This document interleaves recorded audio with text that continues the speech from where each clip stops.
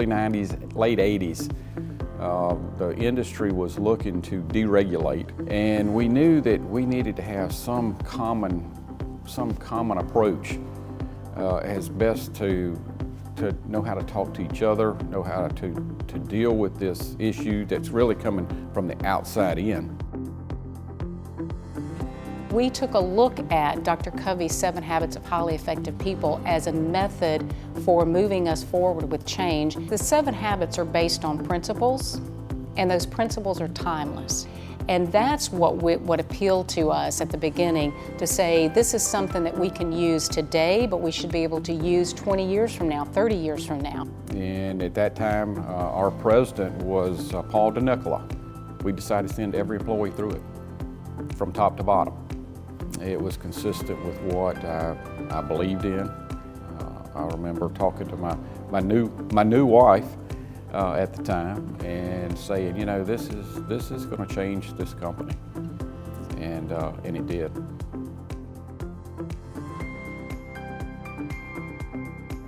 Everyone that we interact with, these are the principles that we use to guide our interactions. And so employees know that, and they embrace it, and they welcome it. In fact, they give us feedback about they want this culture to continue to grow, and they value it. It's like the heartbeat. I mean, it's the heartbeat of Mississippi Power, and it keeps us all moving forward, moving the same way, and it enables us to be safe and also very successful. I love habit 1, just being proactive. To me, that sets the foundation. I thrive on that habit 1, being proactive, because I focus on the circle of influence instead of focusing on the circle of concern. Those things you have no control over. So the things that you can do to make yourself a better person and a better employee for the company is key. We decided that we ought to build a training facility, and it was, I think, a natural transition to become the Stephen Covey Center. Dr. Covey and his wife actually attended the ribbon cutting. It was a big deal to him. It was a great opportunity to dedicate this facility to Dr. Covey, because we appreciate the work that he's done that has enabled our company to move forward and to progress. It was an excellent opportunity.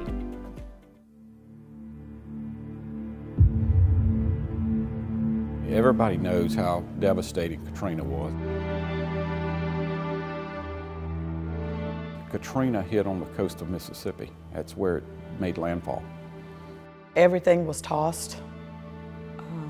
Our entire city was underwater. Every single customer was out of power because of that event.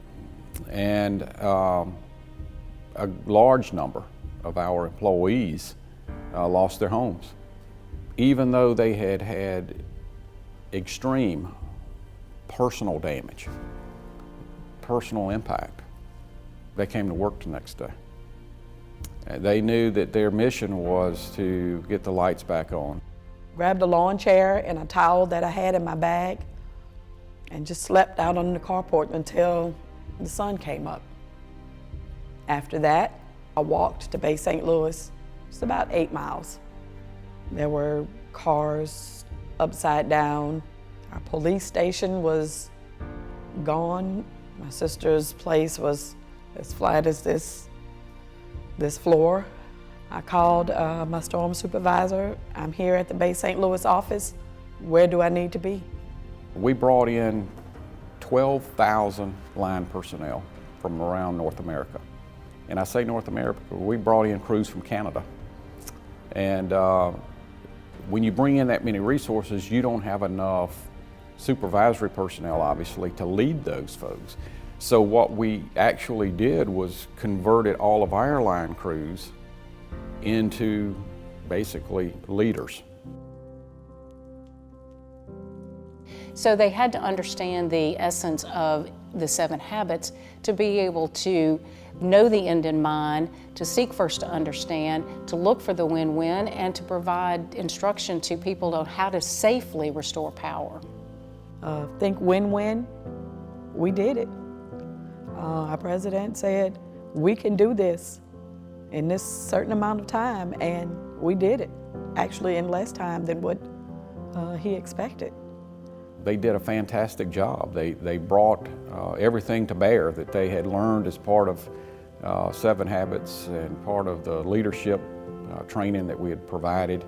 And we were able to get the lights back on in 12 days, which is just unheard of.